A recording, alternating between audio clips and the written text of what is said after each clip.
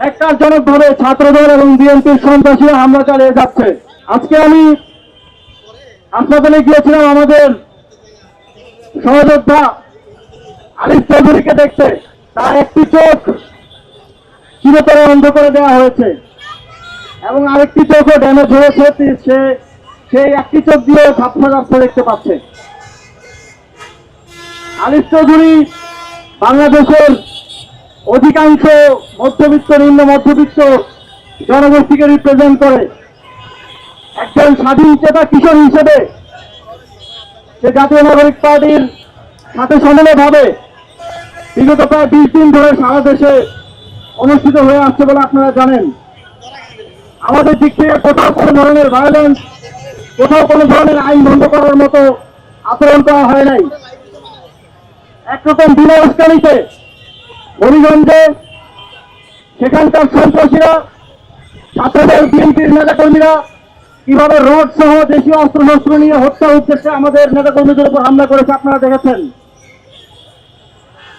তারা আমাদের সাথে থাকা মিডিয়া কর্মী এবং ডিজিটাল সাপোর্ট দেওয়ার যে টিম আছে তাদের যন্ত্রপাতি পর্যন্ত চুরি করে নিয়ে গেছে।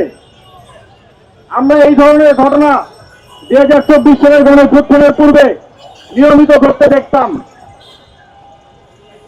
আমরা দেখেছি যে শক্তিশালী ফ্যাসিবাদ 17 বছর ধরে গড়ে উঠেছিল, তার একটি জেনারেশনের বিরুদ্ধে চ্যালেঞ্জ নেওয়ার ফলে তাদের কি পরিণত হয়েছে। আমরা দেখছি বিএনপি সরকার আবার সে একই কথা হারা শুরু করেছে। আমরা বলেছিলাম যারা 17 বছর গণতন্ত্রের কথা বলে রাজনীতি করেছে, গণতন্ত্রের স্বপ্ন দেখিয়ে ক্ষমতায় এসেছে, তারা এদেশে গণতন্ত্র নিশ্চিত করবে, কিন্তু তারা আবারও এদেশের জনগণের গলা চেপে ধরার চেষ্টা করে যাচ্ছে। তারা আবারও, আপনারা দেখেছেন, বালুর ট্রাক দিয়ে রাস্তা বন্ধ করে আমাদের কণ্ঠস্বরকে তৃণমূলে পৌঁছানো থেকে বিরত রাখার চেষ্টা করে যাচ্ছে। আমরা এর আগে দেখেছি বেগম খালেদা জিয়ার বাসার সামনে বালুর ট্রাক বসিয়ে এই বিএনপিকে 17 বছরের জন্য পঙ্গু করে রাখা হয়েছিল। তারা আর ঘর থেকে বের হতে পারে নাই। তারা মনে করছে যে বালুর ট্রাক দিয়ে তাদেরকে আটকে ফেলা সম্ভব হয়েছিল, হয়তো আমাদেরকে এই বালুর ট্রাক দিলে আমরা সামনে যেতে পারবো না। কিন্তু আমাদের নেতাকর্মীরা ওই বালুর ট্রাক সরিয়ে দিয়ে সামনে এগিয়ে গেছে এবং সেখানে আমাদের নেতৃবৃন্দ মামলা করে এসেছে। কিন্তু দুঃখজনক, এই হামলা দিবালোকে হওয়ার পরেও, সকল ফুটেজ থাকার পরেও, সন্ত্রাসীরা চিহ্নিত হওয়ার পরেও কোনো ধরনের ব্যবস্থা গ্রহণ করা হয় নাই। মামলা হওয়ার পরেও এখন পর্যন্ত কাউকে অ্যারেস্ট করা হয় নাই। আমরা আগে আওয়ামী লীগের সময় দেখতাম যারা হামলা করতে তারা লুকিয়ে লুকিয়ে হামলা করে লুকিয়ে লুকিয়ে চলে যেত।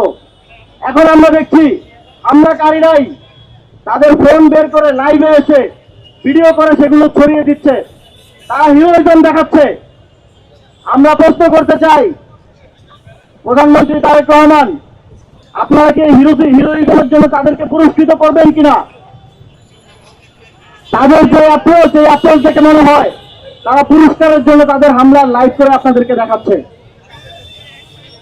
আমরা সরকারকে আহ্বান জানাতে চাই, আপনারা যদি দেশে স্টেবিলিটি চান, আপনারা যদি শান্তিতে সরকার পরিচালনা করতে চান, তাহলে আমাদের তো শান্তিতে আমাদের যে সাংবিধানিক অধিকার, সমাবেশ করার অধিকার, প্রতিবাদ বিক্ষোভ করার অধিকার, সেই অধিকার প্র্যাকটিস করতে দিতে হবে।